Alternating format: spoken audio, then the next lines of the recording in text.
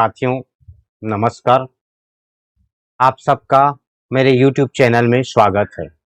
जैसा कि मैं आईसीटी टूल्स की चर्चा कर रहा हूं, आज हम जियोजेब्रा आईसीटी टूल्स की चर्चा करते हैं। जियोजेब्रा क्या है और जियोजेब्रा का उपयोग हम कैसे करते हैं, देखते हैं। जियोजेब्रा जियोजेब्रा एक गणितीय सॉफ्टवेयर है। इसका एंड्रॉइड वर्जन भी हमको उपलब्ध है। हम अपने मोबाइल के प्ले स्टोर में जा करके जियोजेब्रा टाइप करके जियोजेब्रा सॉफ्टवेयर प्राप्त कर सकते हैं। साथ ही साथ हम डेस्कटॉप में भी जियोजेब्रा क्लासिक 5, क्लासिक 6, अभी नया वर्जन क्लासिक 6 आ गया है, इसे भी हम प्राप्त कर सकते हैं। मैंने अपने डेस्कटॉप में क्लासिक 6 इंस्टॉल किया है। आज अपन देखते हैं कि जियोजेब्रा का उपयोग हम कैसे करते हैं। जैसा कि मैं आपको बताऊं कि हम जियोजेब्रा कैसे अपने डेस्कटॉप में डाउनलोड करेंगे ऑनलाइन तरीके से। सबसे पहले हम क्रोम ब्राउज़र में सर्च बार खोलेंगे। सर्च बार में हम जियोजेब्रा टाइप करेंगे। इसके पश्चात इंटर का बटन दबाएंगे। तब इस प्रकार से गूगल में हमारा इंटरफेस ओपन हो जाएगा। जैसे हम ऊपर वाला इंटरफेस को क्लिक करेंगे, तब हमारा जियोजेब्रा का इंटरफेस ओपन हो जाएगा।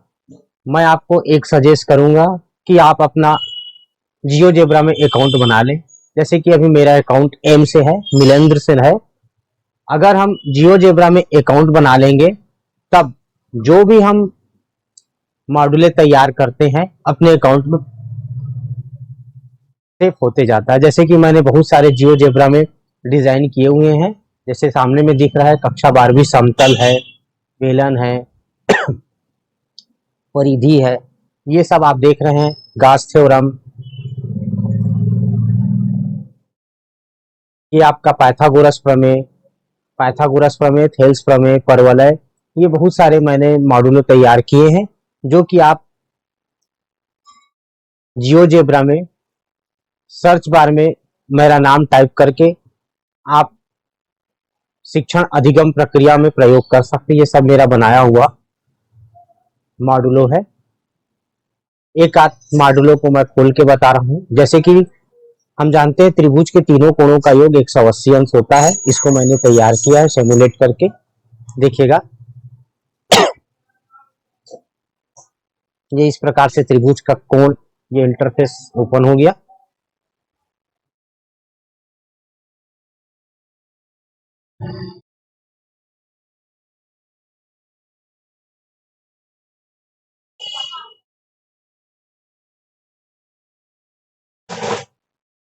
देखते हैं त्रिभुज के तीनों कोणों का योग 180 अंश होता है।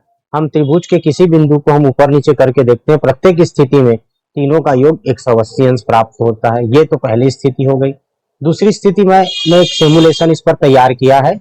इस सिमुलेशन को हम ऊपर से नीचे करते तो देखिए एकांतर कोण, ये इस प्रकार से आप सिमुलेशन तैयार करके आप बच्चों के सामने विषय वस्तु को रख सकते हैं।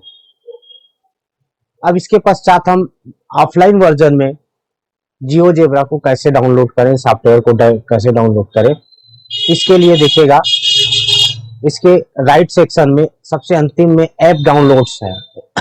ऐप डाउनलोड्स को जैसे आप क्लिक करेंगे, एक इंटरफेस ओपन हो जाएगा। मैं सजेस्ट करूंगा कि जियोजेब्रा क्लासिक 6 यही आप डाउनलोड हो रहा है। लगभग ये 94.5 MB का है। चूंकि मेरे डेस्कटॉप में डाउनलोड है, इसलिए मैंने इसको डाउनलोड नहीं किया। इसको डाउनलोड करके आप इंस्टॉल कर सकते हैं। तो इस प्रकार से हम जियोजेब्रा क्लासिक 6 ऐप अपने डेस्कटॉप में डाउनलोड कर सकते हैं। मैंने अपने डेस्कटॉप में जियोजेब्रा क्लासिक 6 इंस्टॉल करके रखा है। मैंने जियोजेब्रा इंटरफेस ओपन किया है, तो सामने जैसे दिख रहा है, ये इस प्रकार से हमारा जियोजेब्रा का इंटरफेस प्राप्त होगा।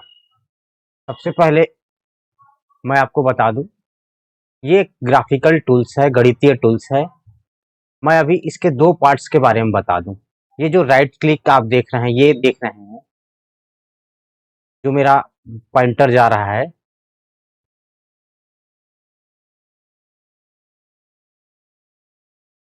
ये जो टूल्स है इनपुट बार, ये आपका एल्जेब्रिक टूल्स है।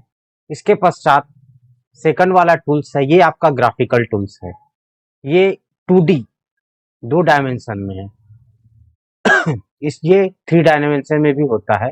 जैसे कि मैंने ऊपर के 3 डॉट को टच किया, टच करने के बाद व्यूप वाले ऑप्शन में गया, व्यूप्स वाले ऑप्शन में जा करके मैं देखता हूँ, देखिएगा 3D ग्राफिक्स। ये इस प्रकार से मैंने 3D ग्राफिक्स को क्लिक किया तो ये अपने को 3 स्टेप में प्राप्त हो जाता है। देख रहे हैं आप, देखेंगे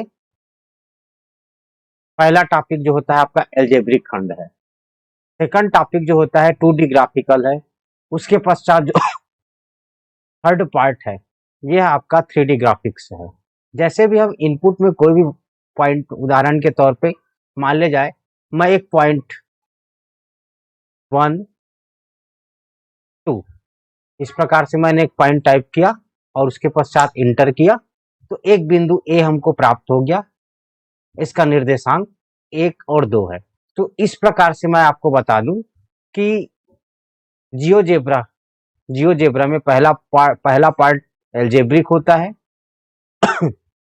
दूसरा पार्ट जो होता है वह आपका 2 डायमेंशनल ग्राफ है और तीसरा पार्ट है 3 डायमेंशनल ग्राफ। अब मैं एक एक करके प्रत्येक टूल्स के बारे में, जियोजेब्रा टूल्स के बारे में आप लोगों को बता रहा हूं। फर्स्ट स्टेप आप देख रहे हैं एरो का निशान, पहला है आपका मूव। मूव दबा करके हम माउस के पॉइंटर को ऊपर नीचे इधर उधर कर सकते हैं। मैं आपको एक चीज बता दूं कि जियोजेब्रा में मूव्स का बहुत अर्थ होता है। यदि हम मान ले जाए एक बिंदु, हम एक पॉइंट किसी भी ग्राफ में दर्शा रहे हैं, इसके पश्चात यदि जब तक कि हम मूव तक के अपने माउस को न ले जाएं तब तक के वह पॉइंट दर्शाते ही रहेगा। अर्थात हम प्रत्येक पॉइंट दर्शाने के पश्चात इस पॉइंटर को मूव के पास ले जाएंगे, तभी जो भी हमारा उद्देश्य है, जिस उद्देश्य से हम कार्य कर रहे हैं वह सफल होगा। दूसरा पॉइंट मैं बता दूं, दूसरे पॉइंट है ए पॉइंट है, पॉइंट ऑन ऑब्जेक्ट है, टिच है।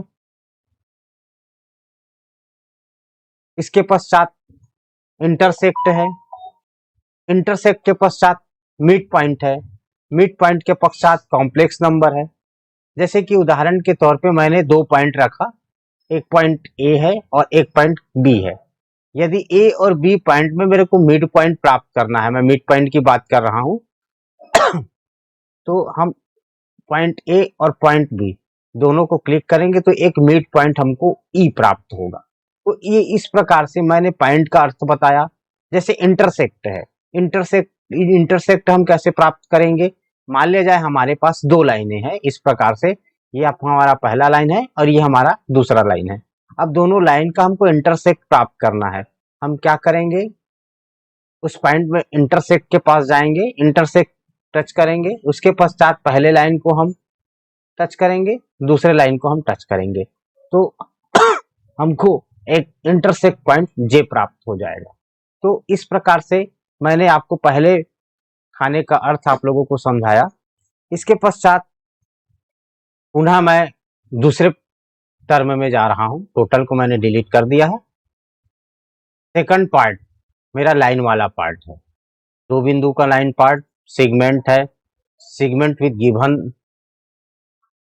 लेंथ है, रेस है, पॉलीलाइन है, वेक्टर्स है, वेक्टर ऑफ पॉइंट है। प्रत्येक स्थिति में इसका अलग अलग अर्थ है।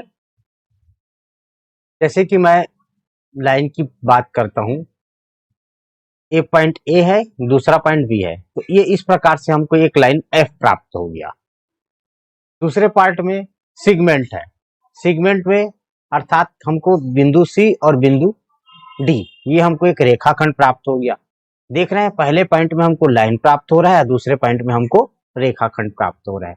जैसे जैसे आप इनका उपयोग करेंगे इसके बारे में आपको और विस्तृत जानकारी प्राप्त हो जाएगी। सेकंड स्टेप में मैं आपको बता रहा हूं।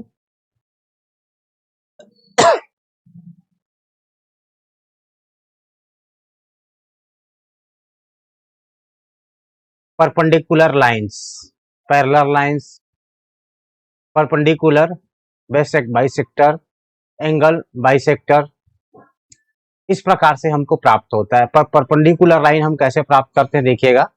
मान लिया जाए हमारे पास एक लाइन है, इस प्रकार से एक लाइन है, इसका हमको परपेंडिकुलर लाइन प्राप्त करना है।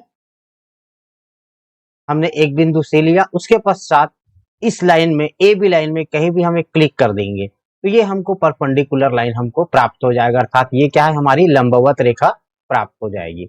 यदि मान लिया जाए हमको एक पैरेलल लाइन प्राप्त करना है तो हम क्या करेंगे, इस रेखा को टच करेंगे, उसके पश्चात जो भी हमको पैरेलल लाइन प्राप्त करना है तो इस प्रकार से हम रेखा ए बी का एक समांतर रेखा हम एच प्राप्त कर सकते हैं। तो इस प्रकार से हम सरल रेखा प्राप्त कर सकते हैं, समांतर रेखा प्राप्त कर सकते हैं और लंबवत रेखा प्राप्त कर सकते हैं।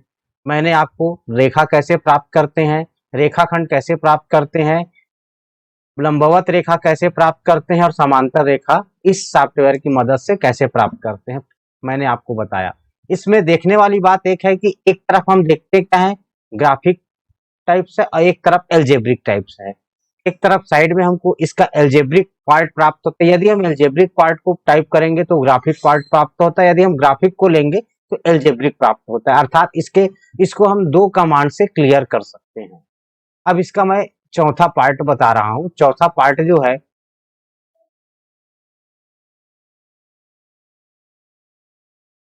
ये हमारा पैलेगॉन है। इसमें हम त्रिभुज, चतुर्भुज, पंचभुज इस प्रकार से खींच सकते हैं। ये इस प्रकार से हमारा ये त्रिभुज हो गया।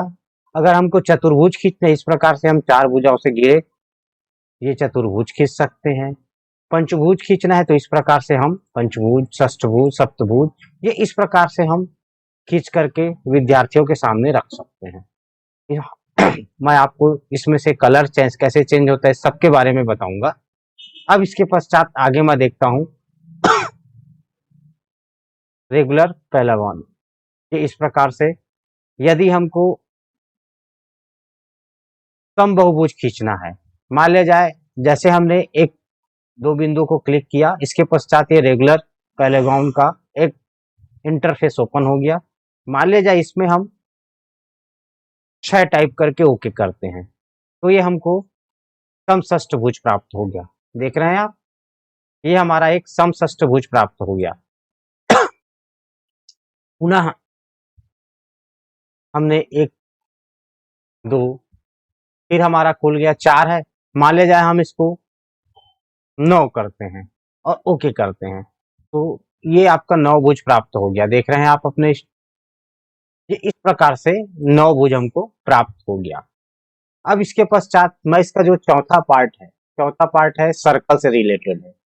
कोई भी सर्कल बनाना है तो हम इस पार्ट का उपयोग करते हैं।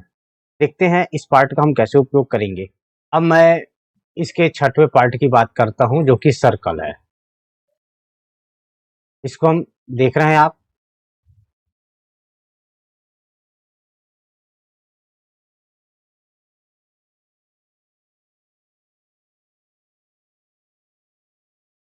सर्कल वाले पार्ट में circle with centre hot point, ये इस प्रकार से हम कोई भी एक पॉइंट ले लेंगे, आगे बढ़ाएंगे, ये हमको एक सर्कल प्राप्त होता है, अर्थात ए बी इसका रेडियस हो गया। इस प्रकार से हम सर्कल प्राप्त कर सकते हैं। यदि अपने पास रेडियस, मान लिया जाए अगर बोल दिया जाएगा कि हमको 4 सेंटीमीटर या 5 इकाई या 6 इकाई रेडियस का वृत्त बनाना है, हमने क्लिक किया, एक इंटरफेस ओपन हो गया। यदि मान लिया जाए हम इस पर लिख देते हैं 6 या 5 लिख दें, ओके करें, तो हमको एक सर्कल प्राप्त होगा। इसका रेडियस क्या होगा, इसका रेडियस जो है, देख रहे हैं आप, ये रेडियस 6 हो गया। ये इस प्रकार से हम रेडियस प्राप्त, इस प्रकार से हम सर्कल प्राप्त कर सकते हैं। हमारा जो अगला पार्ट है, दिख रहा है आप लोगों को, यह पार्ट है एलपीस अति परवलय, परवलय, पैराबोला ये हम प्राप्त कर सकते हैं। इसके पश्चात हमारा जो पार्ट है इसमें एंगल, कोई भी कोण ज्ञात करना हो, angle with given size, distance, यदि किसी रेखा का डिस्टेंस हमको ज्ञात करना है, एरिया ज्ञात करना है, स्लोप ज्ञात करना है तो इसका हम उपयोग कर सकते हैं। जैसे कि उदाहरण के तौर पे मान लिया जाए कोई भी एंगल ज्ञात करना है, हमने एक कोई भी आकृति ले ली, ये इस प्रकार से एक पैरागॉन है और इसका हमको एंगल ज्ञात करना है। देखिएगा एंगल हम कैसे ज्ञात करते हैं, एक तो क्लॉकवाइज एक तो एंटी क्लॉकवाइज, ये इस प्रकार से हमको ये एंगल प्राप्त हुआ 64.2 अंश का। यदि हम इसको बढ़ाना चाहेंगे, इसको हम राइट क्लिक करेंगे, सेटिंग में जाएंगे, सेटिंग में जाने के पश्चात देखिएगा एंगल है, एंगल को हमने राइट क्लिक किया, सेटिंग में गए, सेटिंग में जाने के पश्चात देखते हैं ये सेटिंग हमको प्राप्त हो गई। इसका कलर भी हम चेंज कर सकते हैं, प्लस में हमने किया,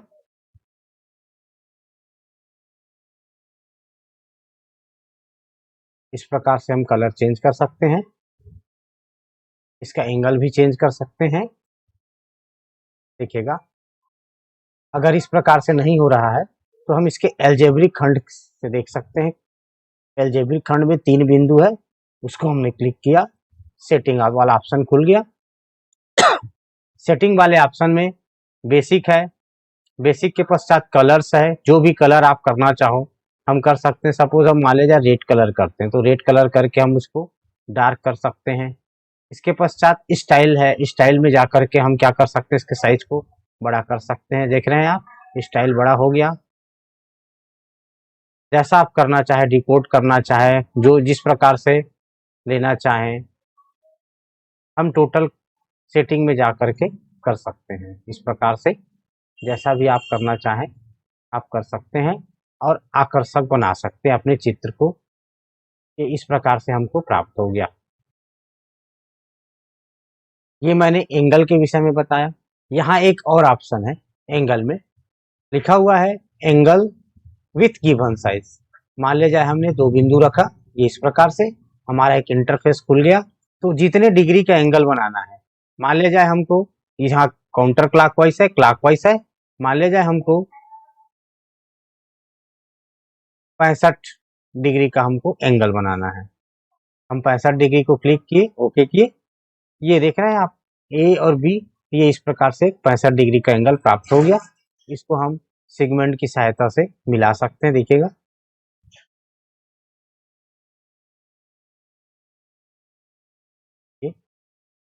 ये और ये एफलेस, ये हमको प्राप्त हो गया।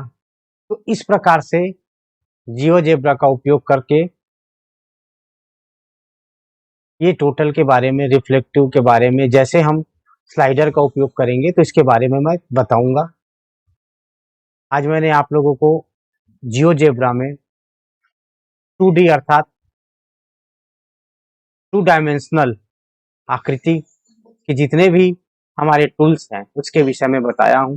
चूंकि जियोजेब्रा एक ऐसा सॉफ्टवेयर है, इसकी सीमाएं बहुत ही अथाह है। जैसे जैसे हम उपयोग करते हैं वैसे वैसे इस टोटल की जानकारी हमको प्राप्त होती है। मैंने जियोजेब्रा की सामान्य जानकारी आपको देने की कोशिश की है।